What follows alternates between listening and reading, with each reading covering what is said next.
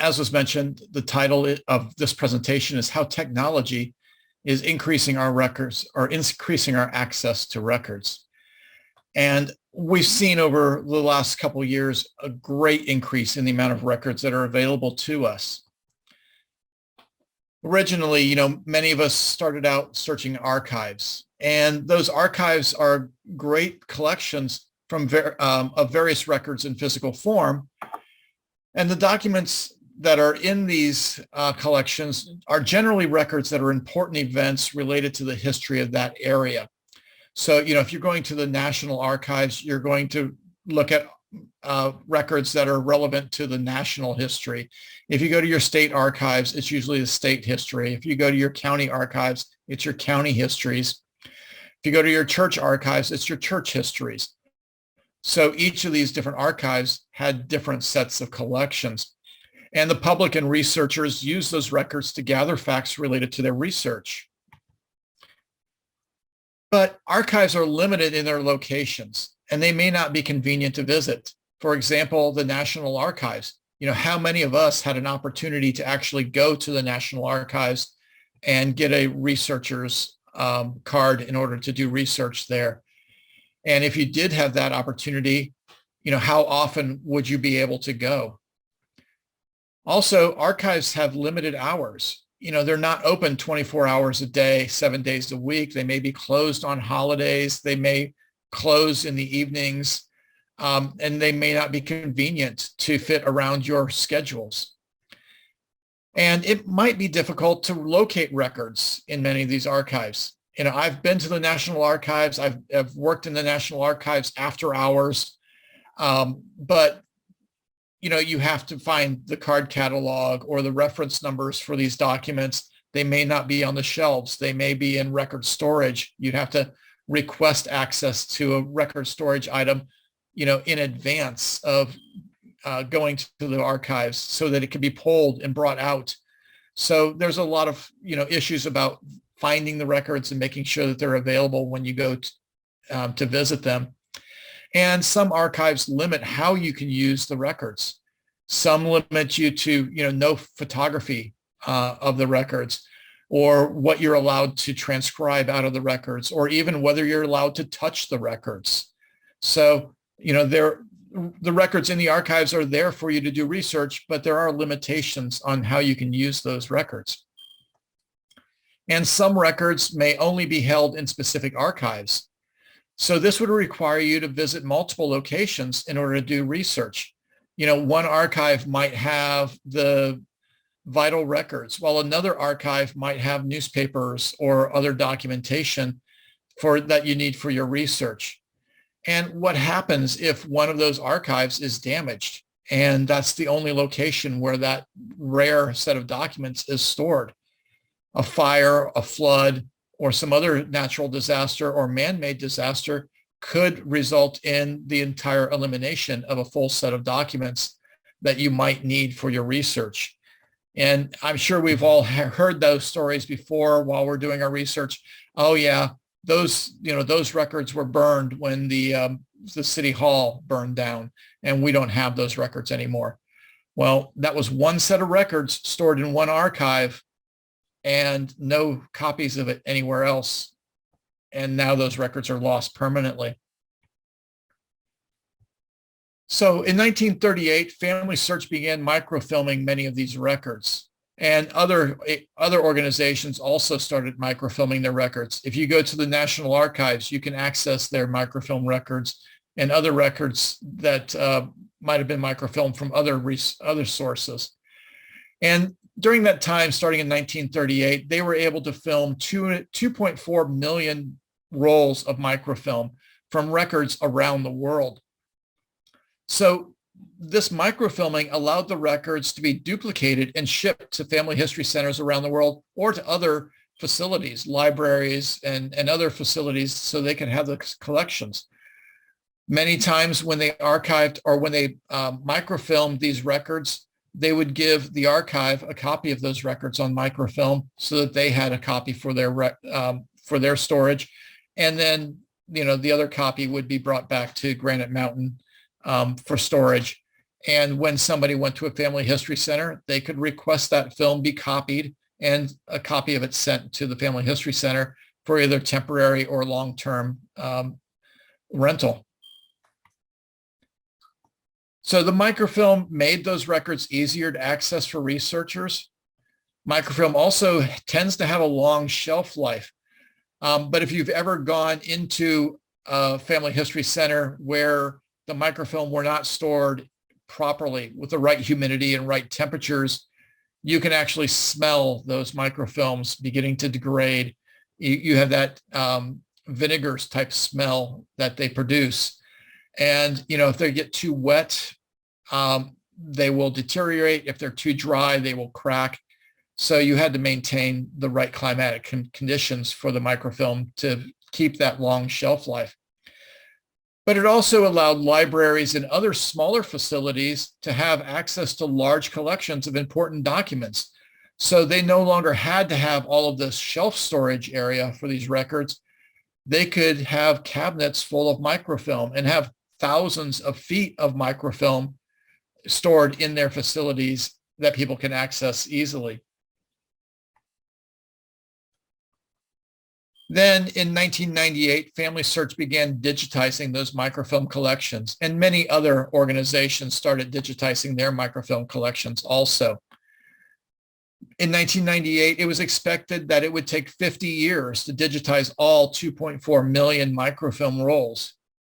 So you're looking at 2050 by the time those films would have been microfilm or digitized. However, that was looking at what Family Search started with. They had 5 employees operating the machines that imaged each page of the microfilm, each image on the microfilm individually. And you would have to crank it forward to the next image, take a picture, crank it forward to the next image, take a picture. In many cases, the digitizing equipment might have missed a picture, or the picture may have been off center and it incorrectly imaged that page of the document. And then they would have to go back and redo those after they did a quality control review of the film. So it wasn't the fastest method.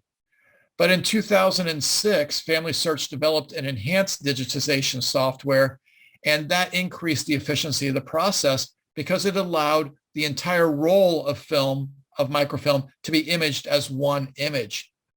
And you can see this is an example of what a roll of microfilm imaged would look like.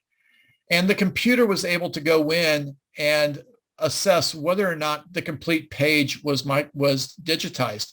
So in this image here, the blue pages are the ones that are completely digitized.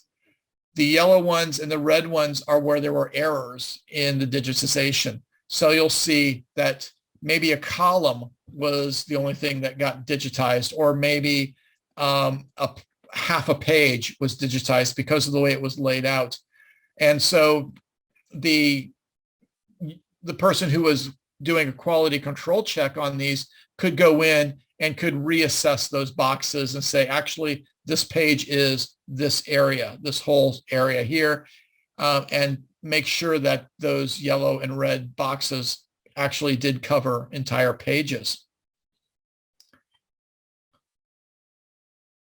So the staff grew from 5 people in Family Search doing this to 30 people operating 26 scanners by 2019. So it took 20 years for it to go from those 5 people to 30 people and using 26 scanners. And that then allowed them to microfilm all 2.4 million rolls of microfilm, to digitize those rolls of microfilm in only 23 years. So by 2021, they were complete with those digitized microfilm rolls. And now Family Search was able to digitally collect over 11.5 billion people from over 200 records, or 200 countries, in more than 100 languages in their digitization process. So you can go to some countries like Germany and England, and you'll have large, extensive collections of records. And you can go to other countries, for example, Senegal or Congo, and you'll have very few record sets for those countries because there were very few microfilms made of their records in the Family Search collection. So now Family Search has 15 people who are assigned to find, identify, classify, and recommend new records to be added to their collections. And then they have 330 camera teams around the world in over 50 countries accessing those records and digitizing those records. So they're going straight from paper to digital format. And those teams can capture up to 140 million new digital images each year. So that is a huge number of new records each year being added to Family Search. And so how do they prioritize those records? Well, this is the same way that most of the archives prioritize their records. First of all is by demand. There are certain records that have high demand and are therefore important to be digitized and added to collections. In Family Search's case, some countries have higher numbers of ancestors for the people who are doing genealogy research, and therefore those countries would have higher demand. They also look at the genealogical value of the records. Some records are of greater genealogical value. So for example, a census versus a dog license. A dog license can have genealogically important information. It has the owner of the dog's name and it has the owner's address. So in this case here, if you have to get a dog license every year, you can track where that owner, where the owner of that dog lived every year for the life of that dog. And then maybe they got another dog and you can track it, using the dog's name, tracking where that owner lived for for many years. While on the other hand, a census only gives you their residence every 10 years. So there's a gap in there. But the genealogical value of the census is that it gives you a lot more information.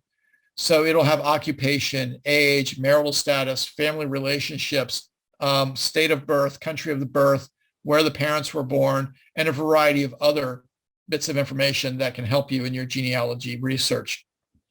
And then risk is another category for prioritizing records. Some records are at more risk than the others. And that risk can be due to political strife, natural disaster, improper storage, or any variety of other reasons. So a country that has low demand may have records that have high genealogical value and maybe at high risk. So it might be more important in some cases to digitize those records, store them in an archive before you get to records that have higher demand but less risk. So when those teams go out and digitize those records, they used to digitize them and put them on a hard drive or CD or DVD ROMs. And then when those media were full, they would then ship them back to Family Search or to the archives. And then those would be reviewed, quality controlled, quality checked. And then after all of that process would then be uploaded. So it could take several weeks, several months for a record from the time when it's digitized to the time when it became available online. Now, though, they don't do that process. All of these digitized images go directly to cloud storage. And then they can just download that cloud storage to the archive or to Family Search.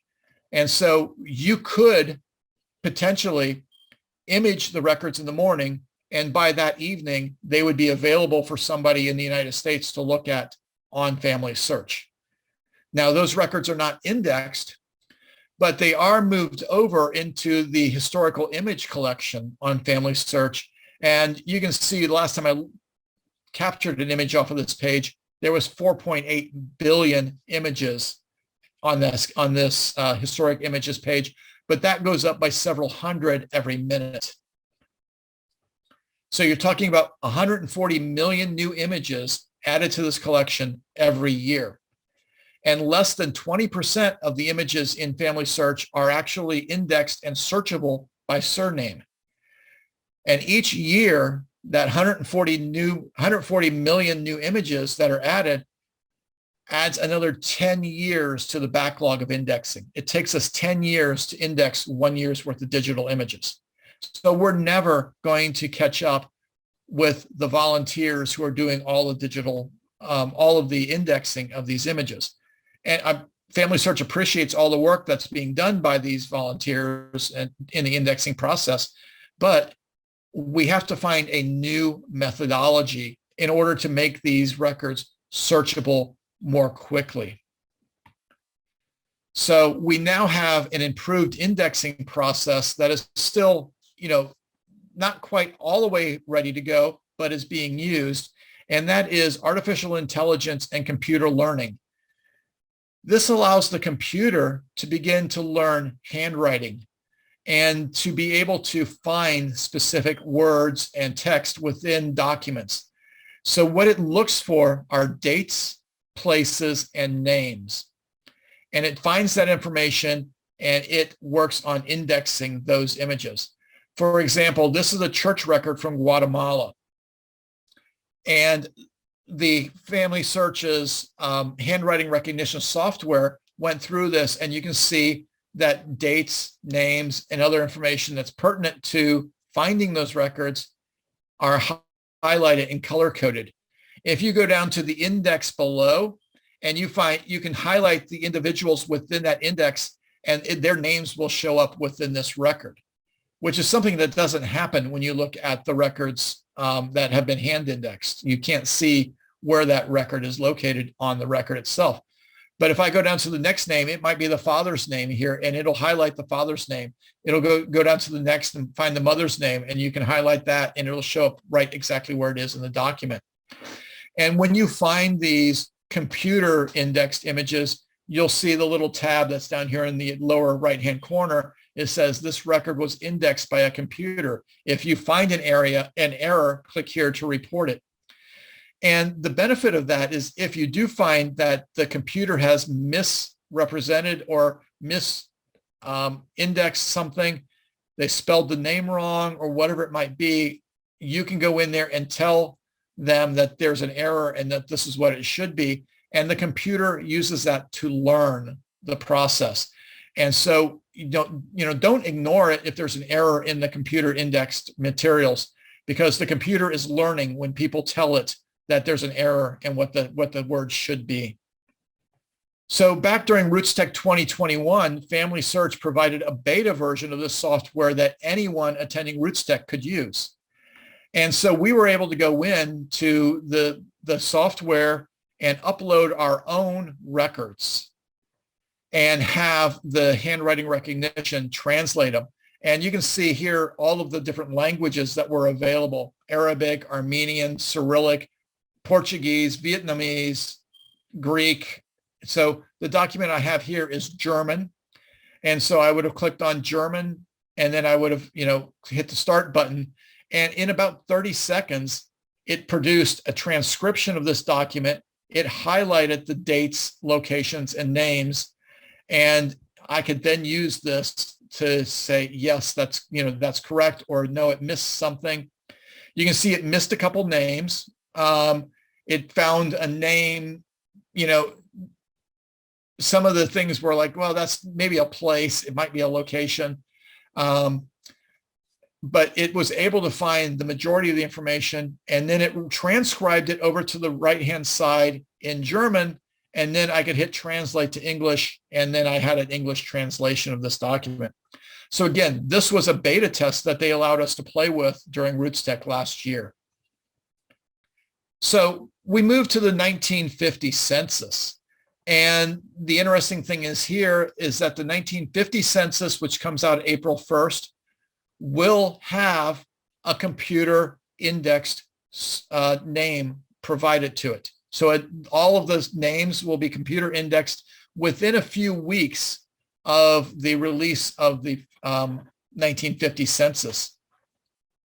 What's going to happen on the night, March 31st, the National Archives will move the 1950 census from their cloud storage at Amazon to Family Search, to Ancestry, to MyHeritage, to all of the different organizations that are getting copies of it. Those will all be dumped to their cloud storage within a couple minutes.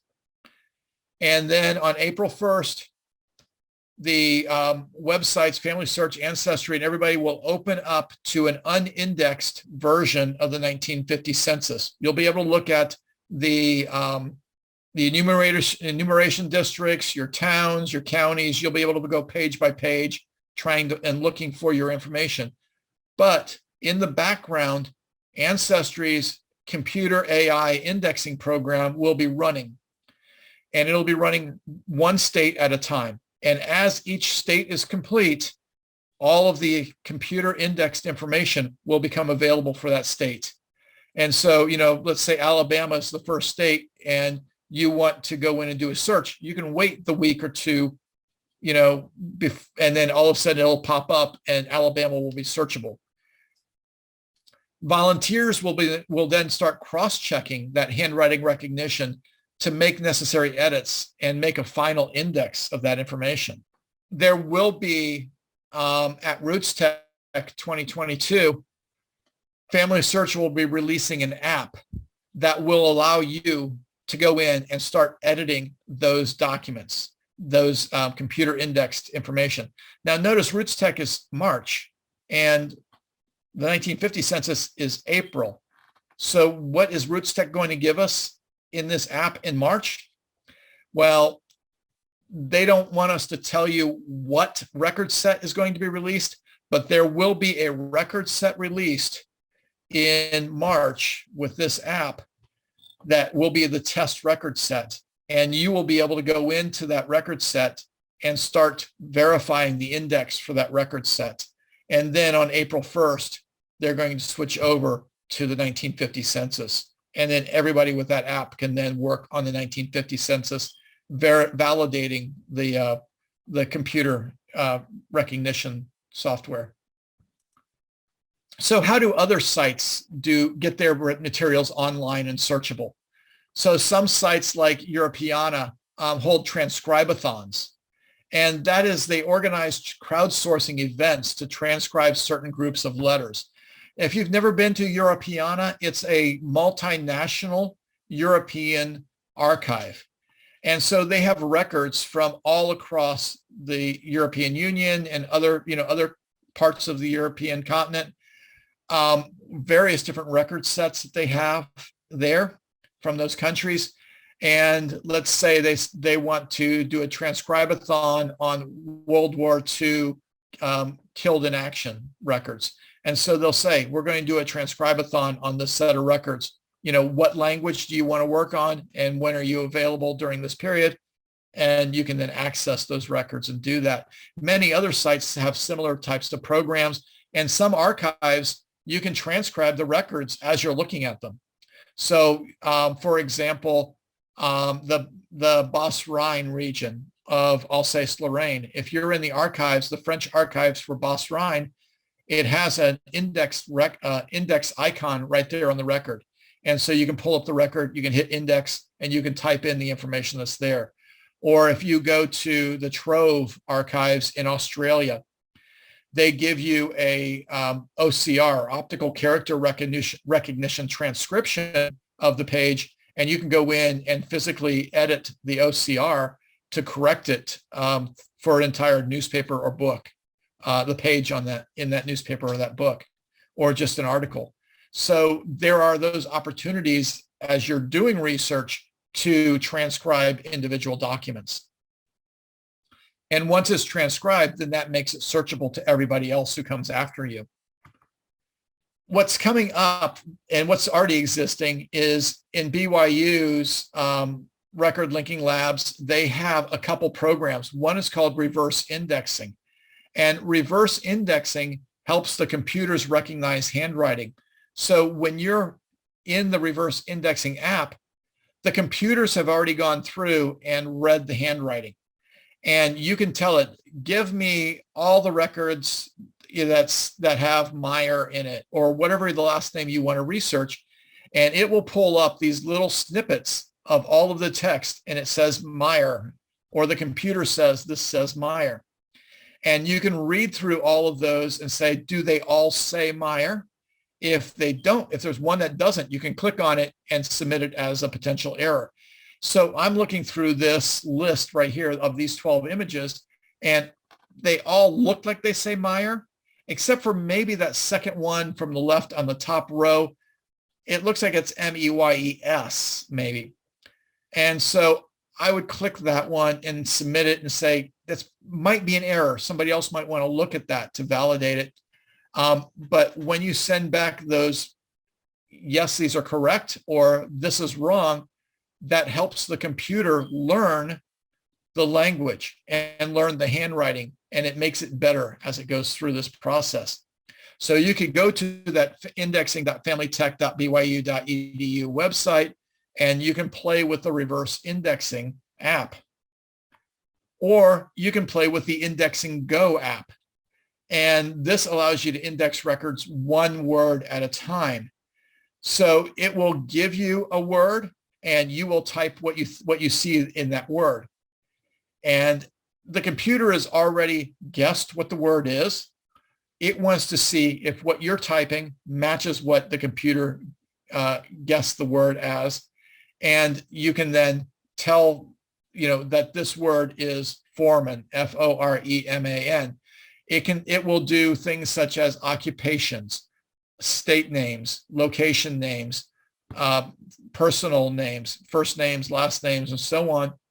So you can read different parts of the document that the computer has already indexed and tell it if it's doing the right thing. And then we move into cloud storage. So cloud storage allows for large amounts of data to be stored more cheaply. It allows large numbers of people to access that data simultaneously. It provides a platform for easy access to the records, and it provides redundancy to reduce downtime. So you can have a set of records on Ancestry that Family Search references, and you can provide that link. Or you can go to MyHeritage and do a search, and it says, oh, those records are on Family Search. Click here, and it'll send you back to the Family Search record. That means that they don't have to store duplicates of all these records. If Family Search already has some of these records in their cloud storage, why should I store those records in my cloud storage? I'll just provide a link and link back to them. The redundancy is that there are redundant cloud storage facilities across the US for Amazon. So you would see Family Search utilizing the Amazon server, and you may be accessing it through the Virginia hub. But if they have a power outage, they have generators and everything to reset. But if they have a power outage, they may instantaneously shift you over to the West Coast for their access to their other cloud storage there. And so you don't notice a problem. You don't find that downtime that you would if the data was only being stored in one location. As I mentioned, the 1950 census is stored on the Amazon server. So the National Archives, Family Search, Ancestry, and others are using Amazon servers. So all they have to do is copy and paste the files to each of these databases. Much quicker way to distribute the data than it was to pack them all up on cases of hard drives, put them on an airplane, fly them out to Salt Lake City, unhook them, take them off the airplane, drive them to the Family Search labs, hook them all up to the multiple computers, dump them onto a mainframe server, and now you're all trying to access that mainframe server on April 1st because you want to get the first data off of the records. And what happened last time that big surge took place? All the servers went down. We don't have that problem anymore with Amazon servers. And there are now new legal mandates. And these legal mandates are not necessarily technology, but they're really pushing to get more and more records available. So those legal mandates have opened up access to more records. Organizations like Reclaim the Records, they file Freedom of Information Act and open data requests to local governments or state governments or national governments. And those requests make more records available to the public. When they win one of these Freedom of Information Act or open data request lawsuits, those records become available. So they've been focusing in on states like New York, where they have very stringent limitations on what records can be released. And they've been winning a lot of cases there that you'll start seeing that as soon as they can start digitizing those records, they would be, put out and available for everyone to access. And also, you're going to see in the European archives more and more and more of their records being opened up and put on digital format and available over the internet, because the European Union has a new set of laws that promote more open access to records. They do not want archives to be these limited, closed sort of systems where only a certain group of people have access to those records. They want to make sure that everyone in the European Union has access to the records for their countries. And that means also in the United States, when we access those archives, we do have to agree to utilize the archives within their legal mandates, and we have to accept all their cookies and everything else is associated with the European Union. But we now have access to more and more of those records, and more of those records are being added every month to those databases for your access. So what we're seeing now with this increase in technology and increase in storage capacity and ability to access and crowdsourcing and computer AI and everything that's going on, you're going to start seeing an exponential increase in the availability of records, and not just having the records available, but having them indexed, searchable, and linkable to your research.